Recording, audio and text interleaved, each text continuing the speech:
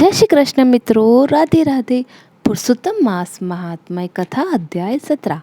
नारद जी बोले, हे कृपा के सिंधु, उसके बाद जागृत अवस्था को प्राप्त उस राजा ड्रंदंदवा का क्या हुआ, सो मुझसे कहिए, जिसके सुनने से पापों का नाश कहा गया है। नारायण जी बोले, अपने पूर्व जन्म की चरित्र को सुनने से आश्चर्ययुक्त था और सुनने की इच्छा रखने वाले राजा ड्रंदंदवा से वाल्मीकि ऋषि फिर बोले।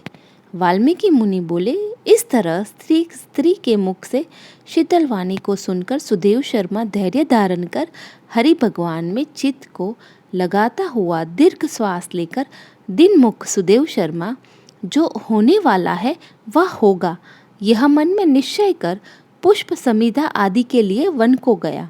इस प्रकार करते उस सुदेव शर्मा का कितना ही समय बीत गया। बाद किसी दिन समिधा कुश फल पुष्प आदि के लिए वन में गया। वहाँ जाकर सुदेव शर्मा मन से हरि भगवान के चरण कमलों का ध्यान करने लगा। उसी दिन उसका लड़का सुखदेव अपने मित्रों के साथ बावली को गया।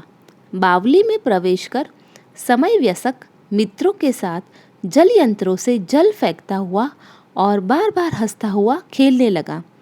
गर्मी के ऋतु में बार बार जल में खेलता हुआ हर्ष को प्राप्त हुआ।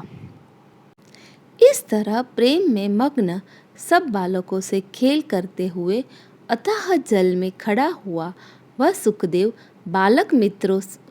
बालकों से पीड़ित होकर मित्र वर्ग के भय से भागने की इच्छा करता हुआ और भाग्य से प्रेरित हो अपने श्वास को रोककर अपने मित्रों को छलने की इच्छा से वहाँ अथाह जल में गोता लगाया, किंतु उस जल में व्याकुल होकर उससे बाहर निकलने की इच्छा करता सहसा उस अथाह जल में वह बालक मृत्यु को प्राप्त हो गया। जल से निकलते हुए बालक को न देखकर वे सब समवयस्क मित्र बालक चकित होकर हाहाकार करते हुए बहुत जोर से दौड़े और अत्यंत शोक से ग्रस्त वे बालक उसकी माता गौतमी से जाकर बोले। उन बालकों के अत्यंत अप्रिय वज्रपात के समान वचन को सुनकर पुत्र में प्रेम करने वाली वह गौतमी तुरंत पृथ्वी पर गिर गई। उसी समय वन से सुदेव शर्मा आया। पुत्र का मरण सुनकर कटी वृक्ष के समान पृथ्वी पर गिर गया। बाद दोनों ब्राह्मण स्त्री पुरुष उठकर बावली को गए। वहां जाकर मृत पुत्र का आलिंगन कर उसके शरीर को गोद में लेकर सुदेव शर्मा बारंबार पुत्र का मुख चूमने लगा। अपने गोद में स्थित मृत पुत्र को बार बार देखता हुआ रोता विलाप करता गदगद अक्षर से बोला। सुदेव शर्मा बोला, हे पुत्र, मेरे शोक को नाश करने वाले शीतल सुंदर और शुभ वचनों को बोलो। हे वत्स, मेरे मन को प्रसन्न करो। वृद्ध माता पिता को छोड़कर तुम जानने के योग्य नहीं हो। हे वत्स, वेद अध्ययन के लिए तुम्हारा श्रेष्ठ मित्र बुला रहा है और बड़े हर्ष से पढ़ाने के लिए उपाध्याय तुमको बुला रहा है। हे पुत्र, शीघ्र उठो, इस समय क्यों सो रहे हो? तुमको छोड़कर घर नहीं जाऊंगा। घर में मेरा क्या काम है? तुम्हारे बिना इस समय मेरा घर शून्य जंगल के समान हो गया है। तुमको फल मूल प्रिय हो तो मेरे सामने से उठो, यदि नहीं उठोगे तो वन को भी नहीं जाऊंगा। वन में क्या काम है?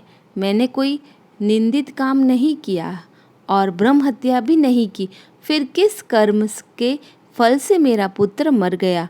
अहो ब्रह्मा, ऐसा करके कौन सा बड़ा फल प्राप्त किया? हे निर्दय वृद्ध, दिन मेरे नेत्र को लेकर निर्धन का धन और दोनों स्त्री पुरुषों का सहारा उस पुत्र को हरण करते तुमको लज्जा क्यों नहीं होती? सर्वत्र तुम दयालु हो, परंतु मेरे विषय में निर्दय हो गए, सो क्यों? अहो आश्चर्य है, मेरे भाग्य से यह उल्टा कैसे हुआ है? स्वभाव से सुंदर पुत्र की खोज इस समय मैं कहाँ करूँ? हे पुत्र, तुम्हारे मुख और सुंदर नेत्र को कहाँ देखूंगा? मेघ जल को बरसाता है, पृथ्वी धान्य को पैदा करती है, पर्वत रत्नों को और समुद्र मुक्तासार मणि को देते हैं, परंतु उस देश को नहीं देखता हूँ जहाँ मरा हुआ पुत्र मिलता हो, जिसके शरीर का आलिंगन कर हृदय के ताप को छोड़ता है। हे वत्स, तुम एक बार शीघ्र वचन सुनाओ और दया करो। तुम्हारी माता लज्जा छोड़कर चील्ह के समान अत्यंत विलाप करती है।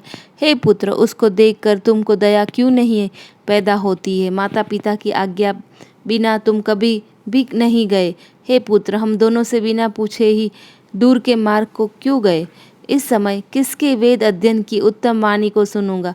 हे वत्स, आज तुम्हारे और तुम्हारे मनोहर मधुर वचन के स्मरण से मेरा हृदय 100 टुकड़ों नहीं हो रहा, क्योंकि मेरा हृदय लोहे के समान है। हे कौशलेंद्र, राजा दशरथ, तुमको हम धन्य मानते हैं, क्योंकि रामचंद्र के वन जाने पर पुत्र के ताप से दग्ध वे प्राणों को नहीं रख सके, परंतु पुत्र के मर जाने पर भी जीवित रहने वाले मुझको धिक्कार है।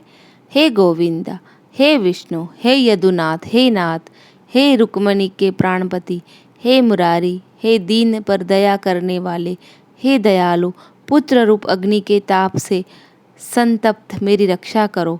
हे देवादिदेव, हे समस्त लोक के नाथ, हे गोपाल, हे गोपीश, हे चक्र को हाथ में धारण करने वाले, हे यमुना के विष दोष को हरने वाले, पुत्र रूप अग्नि के ताप से संतप्त मेरी रक्षा करो। हे वैकुंठ के वासी विष्णु, हे नरकासुर के नाशक, हे चराचर के आधार, हे संसार रूप समुद्र से पार करने के लिए जहाज रूप अर्थात संसार समुद्र पर पार उतरने वाले, हे ब्रह्मादि देवताओं से नमस्कृत चरण पीठ वाले, पुत्र रूप अग्नि के ताप से संतप मेरी रक्षा करे। हमारे समान शठ दूसरा कोई नहीं है।